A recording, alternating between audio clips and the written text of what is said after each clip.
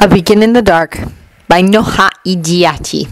Chapter 37. First Encounters. His first week back went by in a flurry as he juggled school and training and catching up to the lessons he missed with the help of his infinitely patient friends and Shoto's notes, finally managing to set back into a routine. Mirio-senpai came by their dormitory on Friday evening, gently inquiring if Izuku felt up to go with him to Night-Eye's office during the weekend.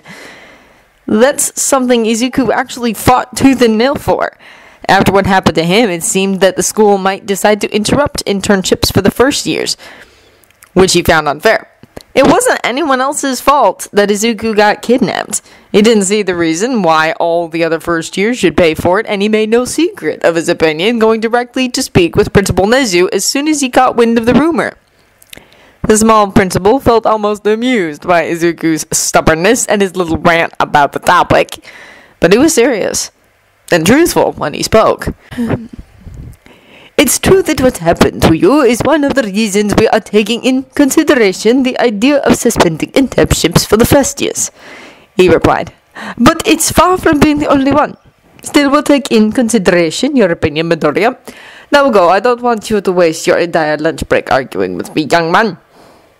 Despite the fact he didn't want others to stop their internships, Kirishima, Asui, and Uraraka seemed really happy to be working with Fat Gum and Ryuku, respectively.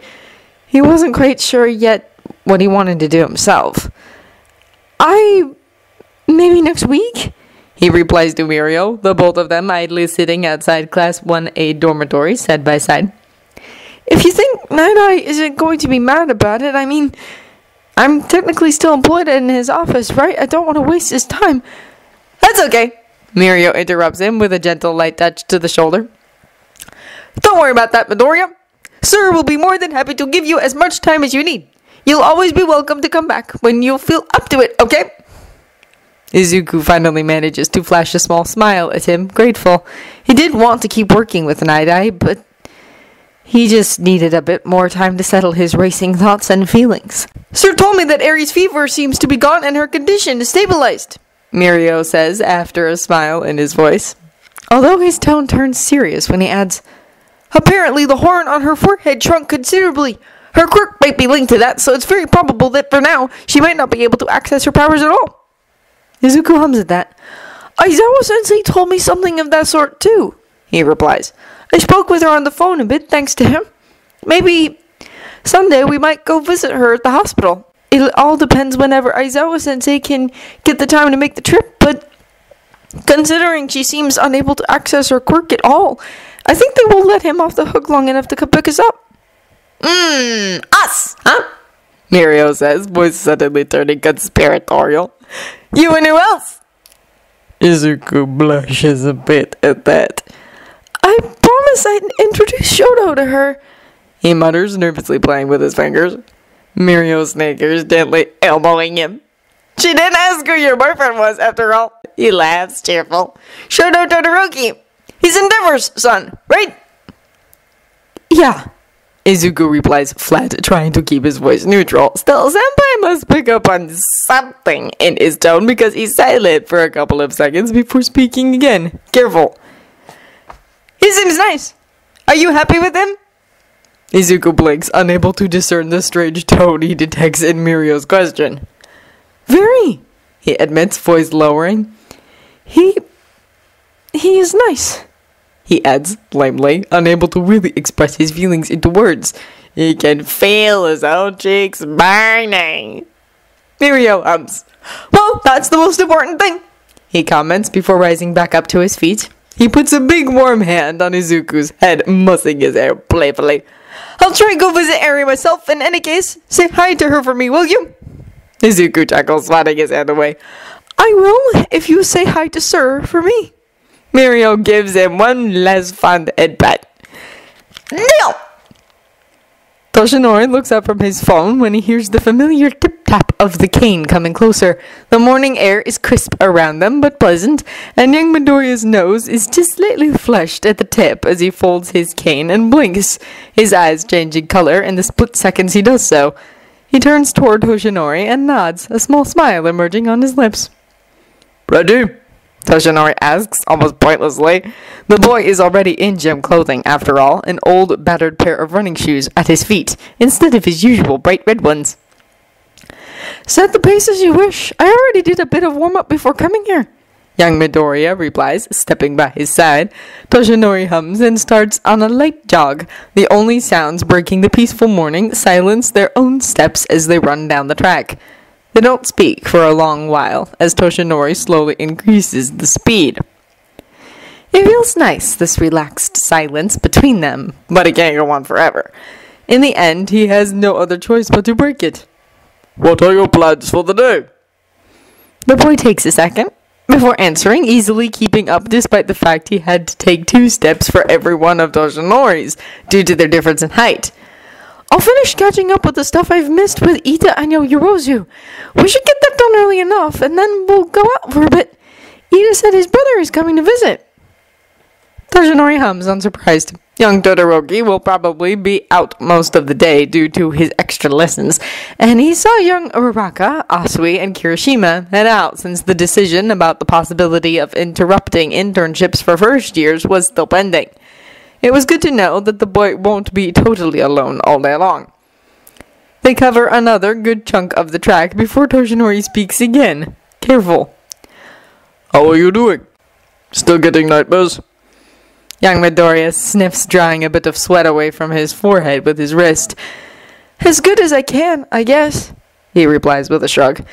It's a couple of times, yeah, but it wasn't too bad. Should've woke me up. A moment of silence. From a safe distance. That's an opening he's been kind of fishing for, but also dreading. Toshinori clears his throat. I'm glad to hear that. Applause.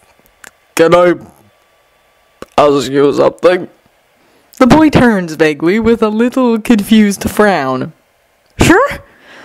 When only silence follows, young Midoriya's frown deepens a bit, but before he can say anything, Toshinori sighs.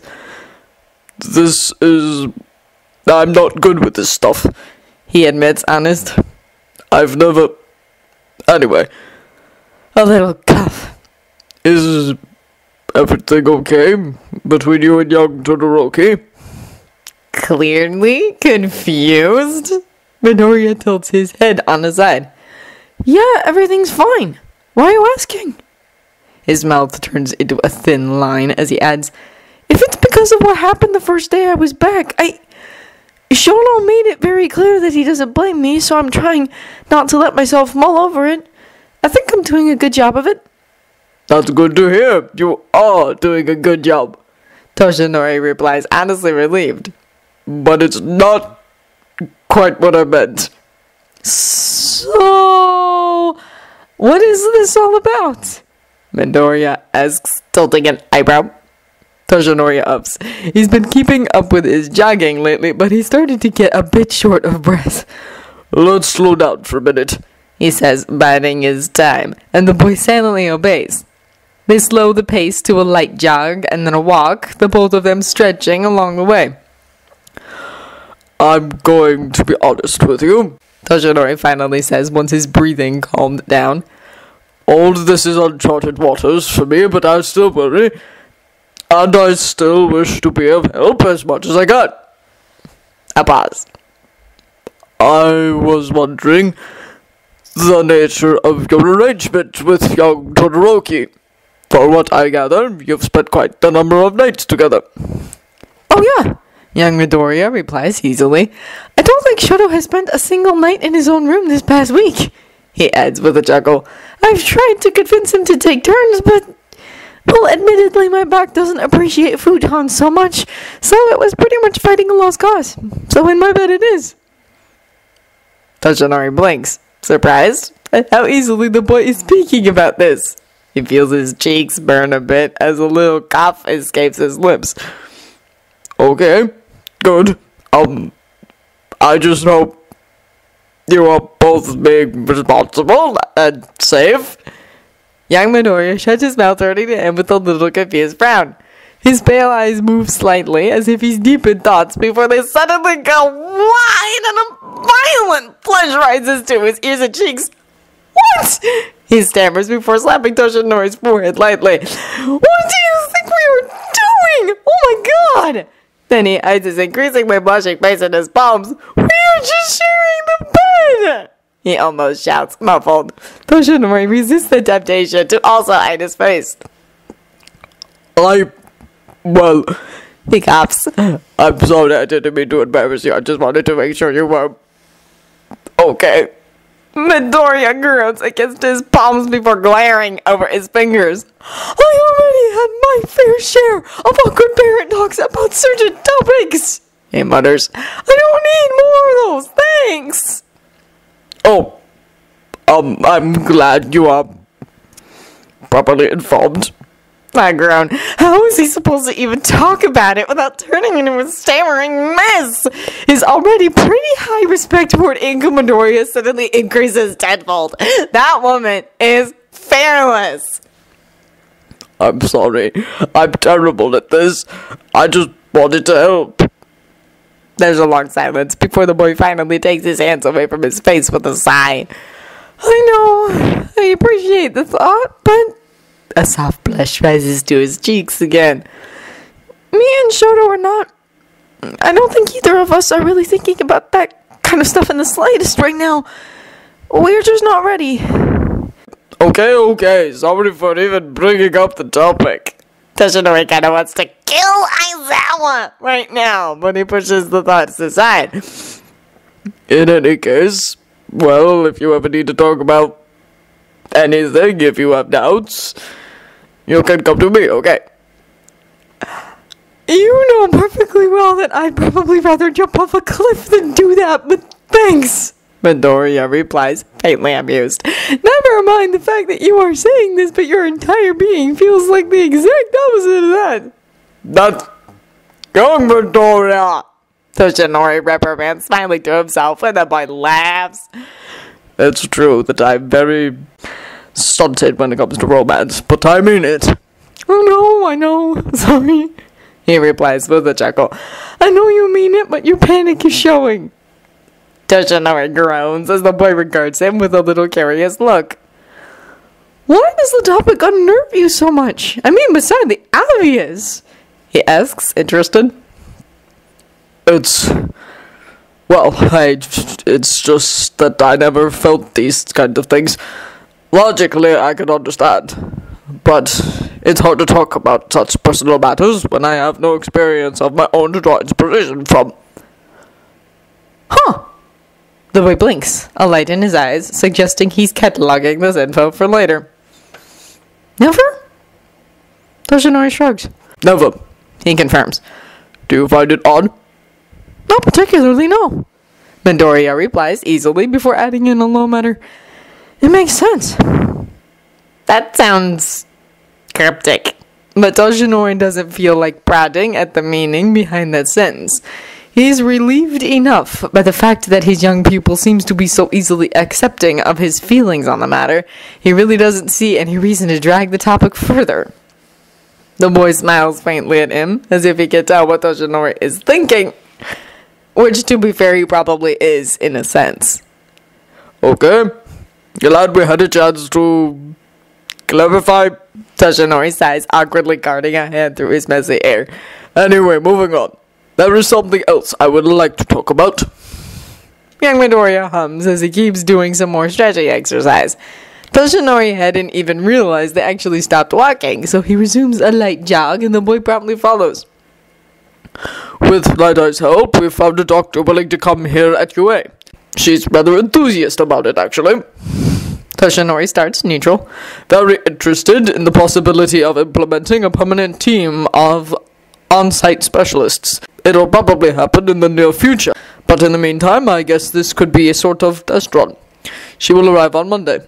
I know that Night Eye already spoke to you about this, so do you feel up to meet her? Monday, huh? The boy murmurs to himself, distracted, after some seconds of silence. Yeah, okay. Do you have any questions? Toshinori tentatively asks, admittedly vaguely surprised by young Midoriya's immediate acceptance. No, it's okay. Midoriya replies with a shrug, pale eyes pointed forward.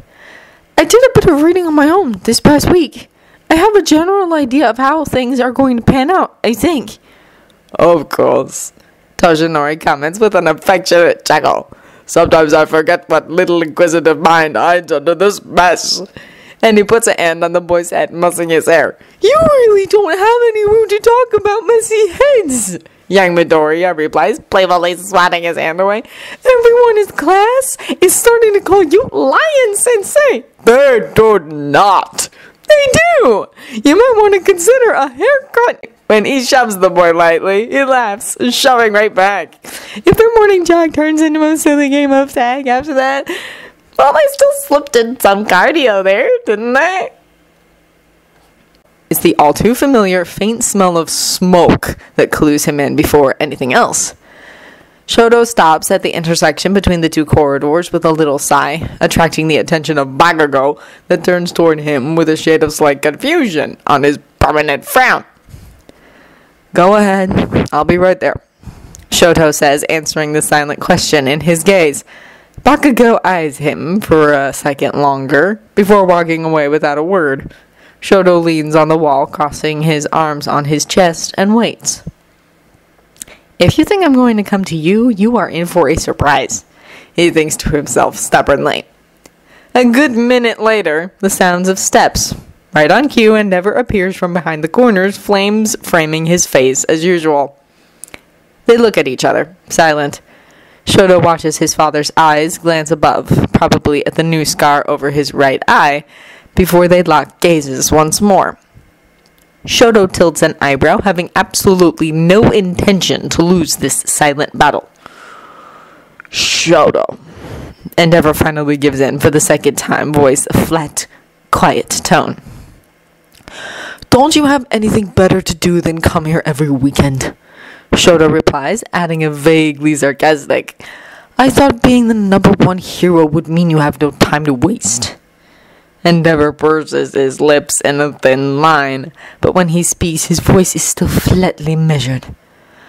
Did you ask him to play guard dog last week?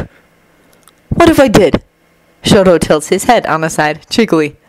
I don't know which part of the sentence, I don't want to talk to you, you don't understand, really. There's a moment of silence, and then Endeavor sighs deeply, exasperated, massaging his forehead. Shoto feels the unpleasantly familiar sensation of the rage squirming deep inside his stomach at that. What right does he have to even sigh? Shoto still has so many buttons, and as usual, his father has the innate talent of being able to push all of them by merely existing. But he won't let the anger take over this time. He takes a deep breath and focuses, easier to remedy to his mistakes and get his license. He's here to become the hero his mother promised him he could be. He's here to catch up with Izuku. Izuku, his sword and shield in the face of his own father. The anger bubbles and fizzles inside him, and when he meets his father's eyes again, there's only a quiet but determined sense of peace taking over in his guts. Endeavor's eyes are almost curious now, as if he's examining him. Why didn't you want to speak with me last week? You're really not getting on with the program. I don't want to speak with you, full stop. Shoto. Shoto's expression shifts unamused. Why do you care? You're my son. Endeavor replies, unreadable.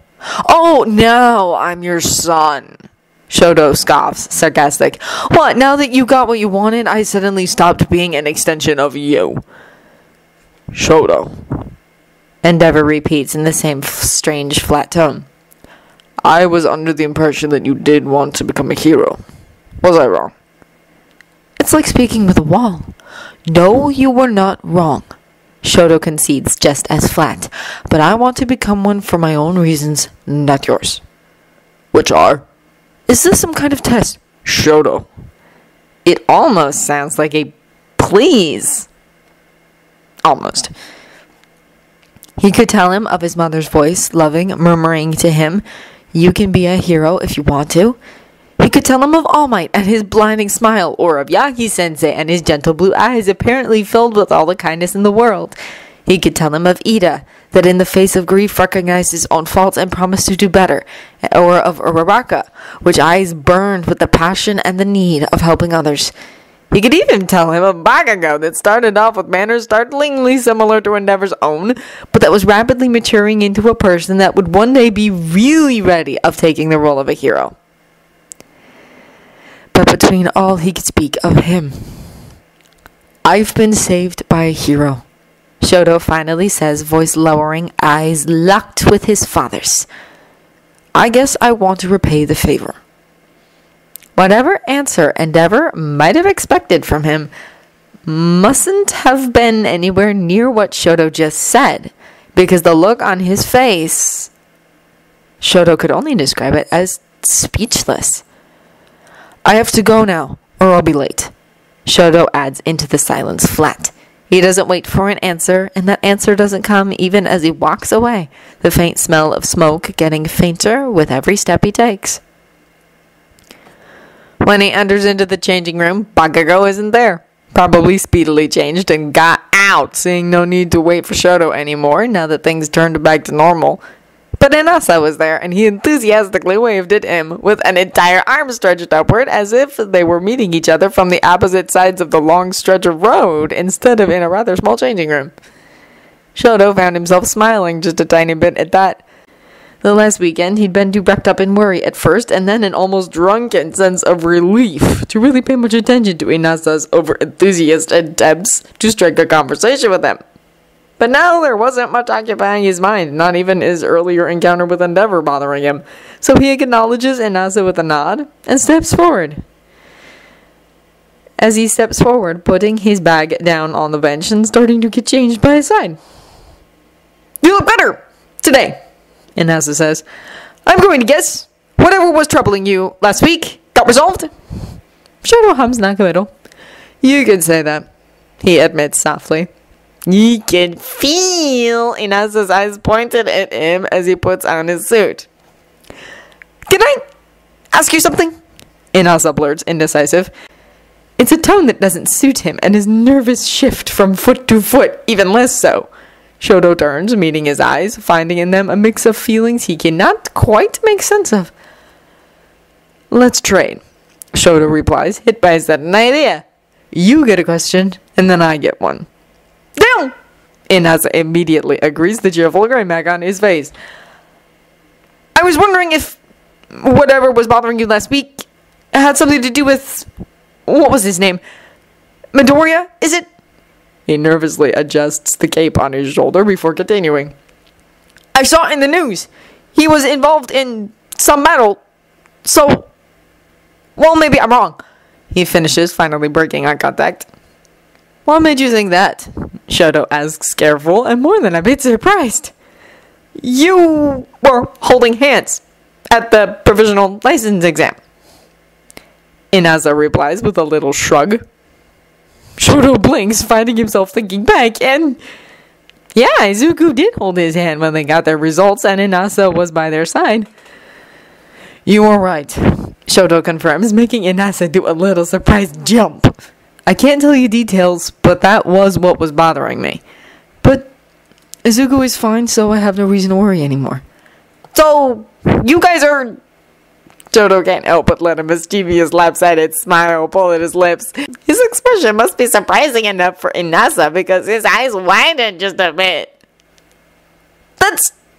you know, I kind of expected your family to have you engaged to some high-class girl, ready to get married off as soon as possible." Inasa blurts and then slaps a hand on his mouth. "Damn it! I always speak too much. Sorry," he adds. Shoto blinks. That seems uncharacteristic of Inasa and his loud, brash attitude.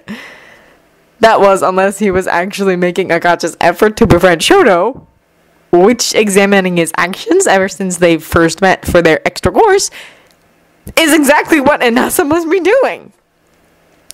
"Oh, he probably wishes he could do that," Shoto scoffs, theatrically rolling his eyes.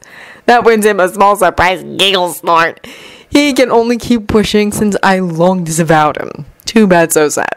Shoto adds, deadpan. The giggle snort turns into a full-fledged but still just as surprised laugh as Inasa leans on himself a bit, holding his belly. Vaguely satisfied with himself, Shoto finishes putting on his suit before turning fully toward Inasa. My turn now, he says, casually resting his thumbs against his belt. Why do you hate Endeavor? That immediately sobers Inasa up, that eyes him warily. Do you really want to know? Like, I don't want to offend you. Shoto unhooks his thumbs from the belt, turning his hands palms up. I mean, I literally just told you that I pretty much refuse to acknowledge that guy as my father. Fair enough, Inasa replies quietly after a handful of silent seconds. I really admired him. When I was a kid, I really believed he was an incredible hero. But one time, after I tried to speak to him, he acted like I was a bug in his way, and his eyes were so cold. I'd never seen such a look on a hero's face. It was disappointing and scary. Inasa's voice lowered as he kept going, eyes steadily shifting away from Shoto's. Aren't heroes supposed to bring hope and courage in the hearts of those around them? And yet, what I felt that day, meaning his eyes, was anything but. Shoto blinks, surprised. And yet not surprised at all. He had that look pointed at him for pretty much his entire life after all. Imagine being his son. Shoto kind of wants to bite back, sarcastic. But Inasa is actually making an effort to be nice after their squabble during the exam, and blurting that line would probably put the both of them 10 steps back. So he just hums non-committal as Inasa turns his gaze back on him, looking pensive. I was wrong about you, he says, the words charged with far more than they let on. I'm sorry. I was a total jerk. I let my own preconceptions twist my opinion of you. Maybe I'll have to re-examine my feelings about Endeavor, too. Shoto shrugs. It's all water under the bridge. No need to apologize, he says, honest. And if you want to do that, that's your prerogative. I'm not going to play devil's advocate for Endeavor, but I'm not going to tell you what you should feel either. Whatever you think of him is your own business. Inasa nods, his face strangely serious. Thank you for answering my question, he finally says, his voice a mix of honest relief and vague finality. Shoto gives him a short nod of his own before flashing a small smile. I think we better go now before Goring Orca decides to launch us around some more. Ida? Yes. I don't want to be that person, Yaoyorozu says, tone halfway between amusement and concern.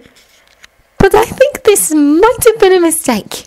Tenya eyes a snort behind a hand as they hastily follow behind Tensei and Midoriya. Midoriya, that was perched on the back of Tensei's electric wheelchair. Irresponsible! One arm stretched forward, hand in a fist, the other gently hooked around Tensei's shoulders to help himself stay balanced. Midoriya, which eyes lit up at Tensei's offer to ride with him, then exclaimed, "Onward!" as Tensei laughed and sped up way more than he should. So irresponsible. Tenya wasn't even supposed to come by, but some change of plans allowed him time off. And as he said, what better way to spend time if not visiting your younger brother you haven't seen in ages? The fact that he finally got to meet at least part of Tanya's group of friends, Midoriya and Yaoyorozu, seemed a bonus at first. That was until Tensei and Midoriya seemed to immediately click, getting along like a house on fire. They put 2 chatterboxes earlier as they sat in a coffee shop and enjoyed some sweets together, pretty much taking hold of the conversation as Tenya and Yaoyorozu observed. The both of them vaguely overwhelmed, but also pleasantly surprised by seeing Midoriya being so expansive. Midoriya hadn't avoided them by any means this past week. If only he seemed to seamlessly click back into a familiar routine. But the way he held himself, tense and guarded, and how often he would fall into silent spells that left him distracted and distant, Tenya was just happy to see him being a bit more relaxed, the lines of his shoulders less strained. It was hard to scold him and Tensei as they rolled down the sidewalk laughing at a speed that Tenya wasn't sure wheelchairs could or should even get to. Wouldn't put it past Tensei to mod his chair in order to go faster. "You two slowpokes!" Tensei calls, peering for a split second behind him. "If you don't hurry up, we're going to leave you in the dust!" Tenya ups, breaking to a jog to reach them once more, Yaoyorozu hurrying after him, a bit awkward in her skirt. "It's hard to believe he's your brother," she laughs, hair bobbing around her head in time with their pace. "You two couldn't be more different." Someone has to balance out Tensei's excessive irresponsibility. Tenya grumbles, adjusting his glasses as they finally reach the two. "See, told you he was shit-talking me!" Tenya replies, as if picking up from a discussion that was interrupted, and Midoriya snickers. Tenya ignores him. "We are about to get into a more trafficked road. You two should stop," he says instead, unable to keep his hand still as he does a little air chop. "You could get yourselves or someone else hurt." Midoriya groans as Tensei let out a little chuckle. "You heard the boss, Midoriya." "Party pooper!" Midoriya grumbles, but hops down the wheelchair once Tensei stops.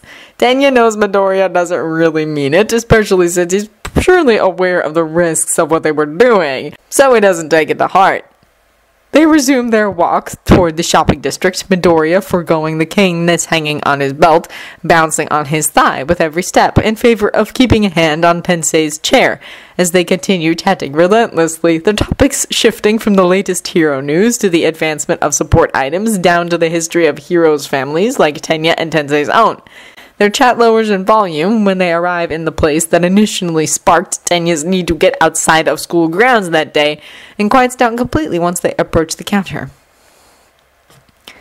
"Oh, hello." The bubbly clerk behind it greets them with a smile. "Ida, right?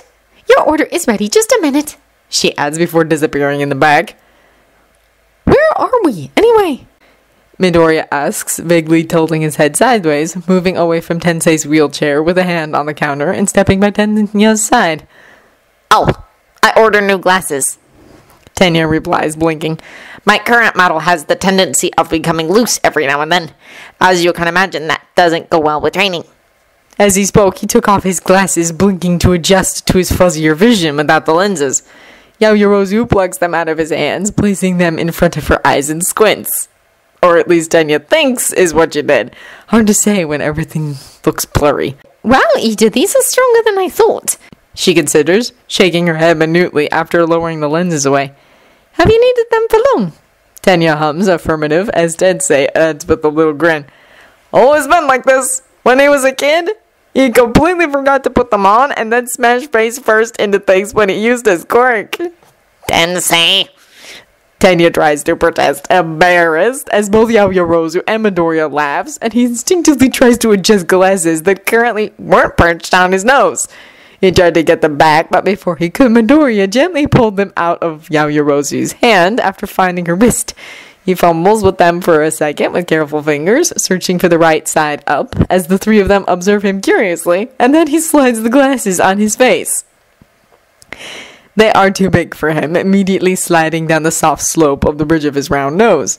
He blinks and then earnestly exclaims, "Gee, I can't see anything!" There's a second of silence before the three of them splutters and explode into a loud laugh, Tensei literally wheezing as he holds his stomach, head lolling on the backrest of his chair. Midoriya's lips curl into a smile, clearly satisfied, and he slides the glasses off his face, offering them back on his palm.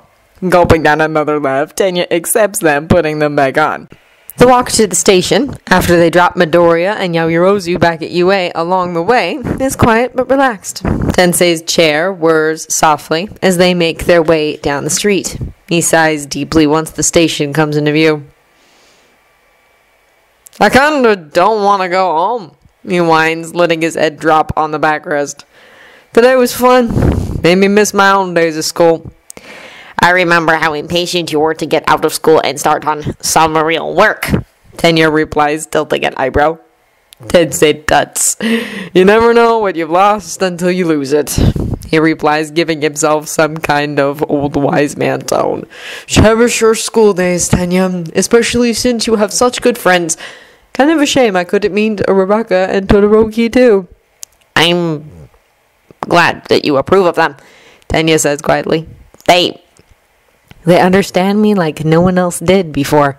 He kind of wants to say, but it's a little embarrassing. It's not that he didn't have friends back in middle school, but if he had to be honest with himself, those friendships rapidly fizzled over once the school year came to a close. But his actual friends, these he can see himself keeping for life. Tensei hums like he knows what he's thinking, despite the fact he never finished his sentence. Midoriya is the one that first came to help you against Stain, isn't he? A pang of shame squirms in Tenya's stomach at that. Even though Tensei forgave him for his brash acts, it still hurts. He forces himself to stifle it down before speaking softly. Yeah, he did. Suddenly, as they step up to the entrance of the station, Tensei turns on his chair facing Tenya fully. It's strange having him looking up when it's always been the other way around. He's a good one, he says, dead serious. You know I don't say these things lightly, Tenya, but that boy, he's going to get to places. You better hang on tight on this friendship because you don't meet people like him often. I agree, Tenya replies softly. And I will. Tensei nods and starts to maneuver himself to face the station once more, but he stops midway, side-eyeing Tenya. On another note, he starts, a little grin opening on his face. Is there anyone you like in your class? Tenya blinks. Well, of course, I like all of my friends and classmates. I don't mean like that. Tenya snickers before doing a little eyebrow dance. I mean romantically. Tenya sputters, arms flailing for a second. That's inappropriate. I'm in UA to study and better myself, not... Oh, Tenya, come on. Tensei interrupts him with a whine. You need to relax. Enjoy your youth. There's nothing inappropriate in that. You told me that Midoriya is with Todoroki, right? Do you consider their relationship inappropriate? Tenya frowns, taken aback. Well, no. They are very happy together. There's nothing wrong with that. Then why would it be inappropriate for you to find a partner? Tensei interrupts once more, shrugging. Tenya huffs. Tensei has always been really good at dismantling him with a few well-placed words. Fine, you make a point. In any case, I don't feel any need to pursue a relationship currently. We'll see. Tensei replies, an undefinable tone in his voice and a little grin on his lips. I can take it from here, little bro. You go back to school. And he's off before Tenya even had the time to mull over nor ask what he meant with that. He watches the back of the chair disappear between the crowd, silent. Shoto isn't sure if he should smile fondly or worriedly, as Izuku almost vibrates excitedly by his side. He's been overexcited the moment Shoto stepped through the dormitory's entrance, pretty much launching himself on his chest, urging him to get changed into something more comfortable because they were going to the hospital. No! The car ride probably felt like forever to Izuku as he shifted on his seat and drummed his fingers against Shoto's palm and opened his mouth multiple times, probably wanting to ask if they were there yet before shutting it like he thought back on his choice. He seemed to need quite a bit of restraint to follow Aizawa-sensei at a normal pace up the stairs and down corridors instead of running forward and taking the lead. And here they were, waiting in front of a closed door after Aizawa-sensei ordered them to stay so he could speak with Eri first. Shoto distractedly caresses Izuku's back as Izuku bounces nervously on the balls of his feet by his side. He couldn't help but wonder, and feel a bit tense. It was clear that Eri meant a lot to Izuku, which wasn't surprising, and it wasn't hard to imagine that Izuku must mean a lot for her as well. Apparently, Izuku spoke to her of Shoto, and now Shoto couldn't help but feel like he should be making a good impression, even though it was slightly ridiculous. Just a kid. But nonetheless, Shoto hopes she will like him. The door opens once more. Aizawa-sensei sliding out of it. Try to don't overexcite her. She's still recovering, he says, quiet. I'll leave you some privacy, but I'll be right out here. Shout if you need anything. Thanks, Sensei! Izuku manages to say despite his impatience. He grabs Shoto's hand and drags him inside without hesitation as soon as Aizawa-sensei steps away from the door. Shoto blinks when he finds himself meeting two ruby-red eyes, framed by a cascade of silver hair framing the soft features of the girl, a curious little horn poking just barely out of her forehead. She looks tiny, sinking in the pillows in the hospital bed. Her expression lights up the moment her eyes set on Izuku, clearly happy to see him, even if she doesn't quite smile. Izuku doesn't let Shoto's hand go until they are at the bedside, and then he carefully sits down on the edge of the mattress, a soft smile caressing his face as he offers his hand. "Hi," he says, gentle. "I told you I was going to visit. See?" Eri hums, putting a careful hand in his, so much smaller than Izuku's. "You did. I'm glad you are here," she says, almost timid, before glancing at Shoto. "This is Shoto," Izuku says, as if answering an unasked question. "You remember who he is, right?" Eri's eyes turn much more interested after that as she looks at him up and down.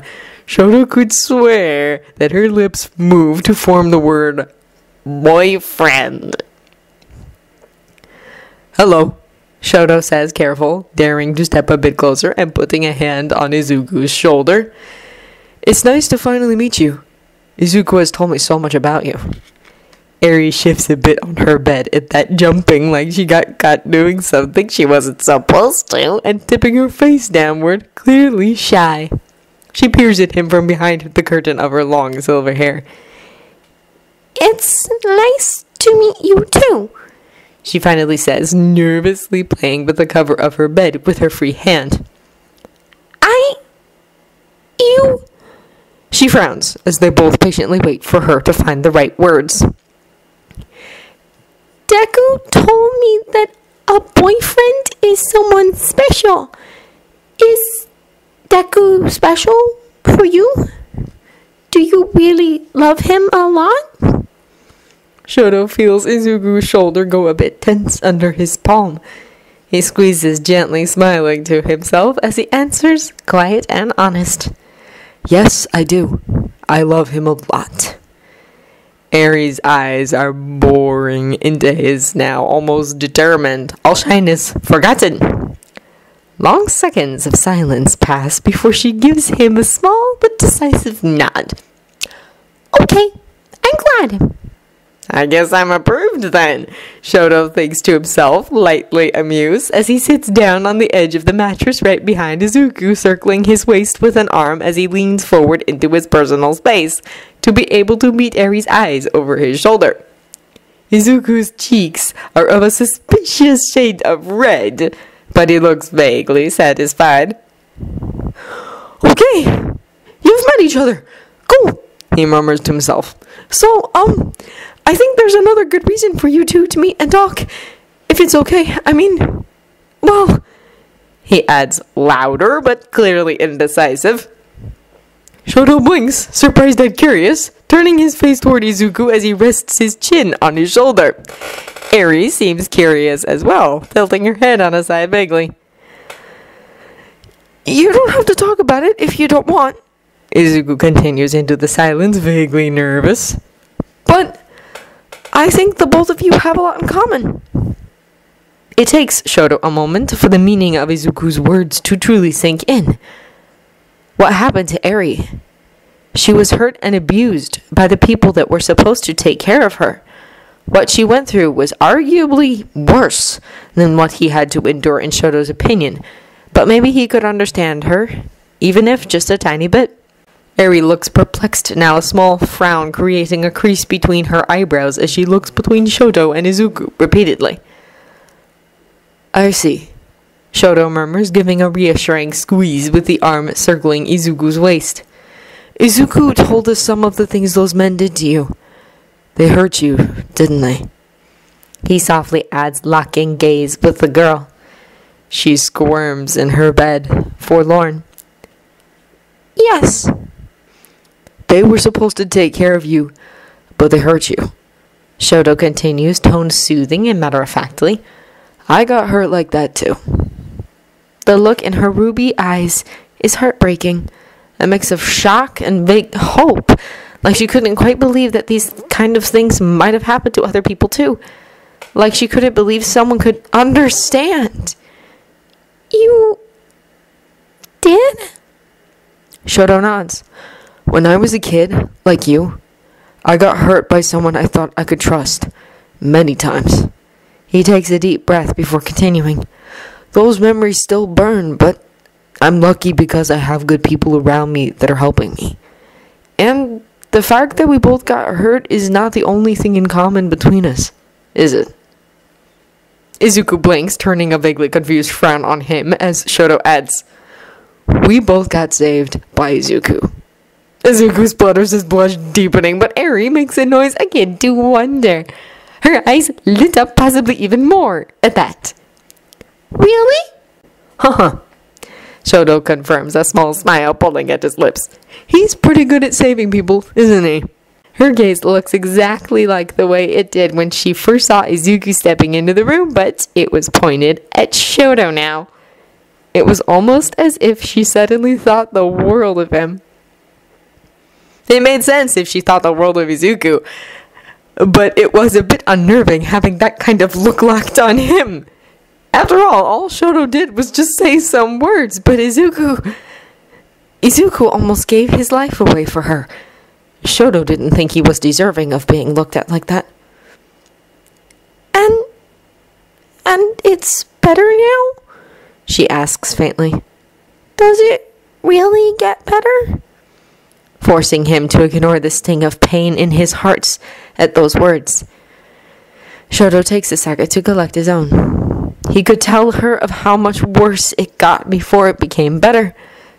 But Eri, she already long reached rock bottom, didn't she? It does, Shoto murmurs, holding her gaze. And it's not just Izuku. I have many friends that help me push away the pain. Not forget, but accept and move on. There are many people that wish to help you do the same out there. It will get much better, I promise. She sniffs, her eyes rapidly getting covered by a sheen of tears. But they never spill, as she shifts closer, nesting herself between them. With her free hand, seeing as the other one was still firmly in Izuku's hold, she finds Shoto's small fingers slipping on his palm. Shoto squeezes gently, flashing a little sad smile to her as Izuku releases a soft, trembly sigh and leans into the both of them, closing his eyes. Shoto, sorry for sneaking this up on you without telling you first, Izuku murmurs indecisive. I just sort of got the idea along the car ride, and I didn't want to risk saying anything with Aizawa-sensei right in front of us. Was that okay? Shoto has been silent ever since Eri ended up dozing off in their embrace. The pose is a bit awkward, with half his back resting against Shoto's chest and Eri holding on his arm, but Izuku can't say he particularly minds. It's nice sharing this contact with two of his favorite people. I admit that it surprised me, Shoto replies after a handful of seconds, gentle. But if it can help her even just a tiny bit, I'll be happy. Izuku releases a sigh he didn't know he'd been holding. He smiles weakly, vaguely turned in Shoto's direction. Thank you. It means a lot. He bites down on his lip.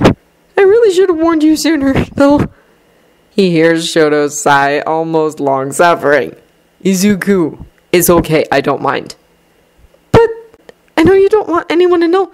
Well, Eri is kind of a special case, isn't she? Shoto interrupts him, voice low. I know how much she means to you, Izuku. I'm happy to help if I can. Izuku's heart beats painfully in his throat as he forces himself to stifle the sense of guilt. Why does Shoto have to be like this? It's as if there's literally nothing Izuku can do that would ever make him mad in any way. Izuku. The soft call snaps him out of his thoughts that were already spiraling down. I want to help. I really do. It'll be the most useful thing I've ever done since I started school. Izuku frowns at that. You don't need to be useful, he replies, confused. We are in school. That's kind of the whole point. We are here to learn, not... Yeah, and while I'm learning, Shoto's voice is full of sarcasm, I failed an important exam and accomplished nothing. Meanwhile, you saved a mall full of people and risked your life successfully for 3 children, avoiding certain death for 2 of them, and a possible lifetime of torture for the other. It's not a competition! Izuku tries to protest, unable to even finish the sentence. It kind of is, though, isn't it? Shoto replies quiet. That's how the whole system plays it, at least. Well, it's not a competition for me, Izuku says flat. I want to help people, not race badly for that spot on top of the charts. Is it not the same for you? The silence stretches as Izuku breathes so softly as if he doesn't want to disturb it. When Shoto speaks again, his tone is simply indecipherable. I agree with the sentiment, he says, but I've grown up elbows deep in the hero system and it's hard to shake that feeling off. The need to claim that spot with my own strength. At the end of the day, even if we're all friends and enjoy each other's company, everyone in our class is working toward that goal. You, most of all, should be familiar with that competitiveness. You've known Bakugo longer than any of us. Izuku works his lower lip, a small frown permanently painted on his features. I know what you mean. I just don't fully agree with that concept of hero. But everyone has their reasons, I guess. And at the end of the day, it's really not my job to decide which reason is the right one. I just know that for me, what is truly important is to help people. A pause.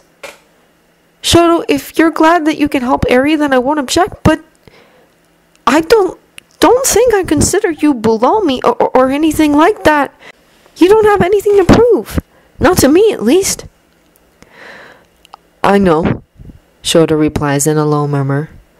But I can't help how I feel, can I? I just wish I could be doing more. Sometimes I feel like I can only watch your back as you run forward at full speed. Why are you making that face? Izuku had a vague idea of which face he could possibly be making, because hearing those words shook him down to his core, like he suddenly got hit by a thunder. How many times has he thought those exact same words before? So many, he couldn't possibly count them. So many times he stayed back there and admired from afar all these people out of his reach, trying to imagine how it could possibly feel to walk by their side. And Shoto felt like that for him? Izuku took a deep sigh, trying to calm his racing heart down. Shoto, that's very flattering, but are you listening to yourself? You're the strongest in our class. You're so smart and capable, there's no doubt you'll have a slew of offices begging for you to join them once we graduate. You can't possibly be running after anyone, if only it's us that are trying to desperately chase you down. Are you? Shoto snapped before sighing deeply. You're unreal. Shoto! No, listen. Shoto interrupts, his voice charged. I know you got this thing where you constantly put yourself down, and I know you're working to try not do that anymore, but sometimes you let the leash go, so let me make this very clear. I personally consider you the absolute top our class has to offer, and I know I'm not the only one. And I'm not saying this because I'm your boyfriend, but because I truly, deeply admire you and what you do. Izuku feels the familiar sensation of a violent blush rising to his cheeks and ears at that, gaping wordlessly.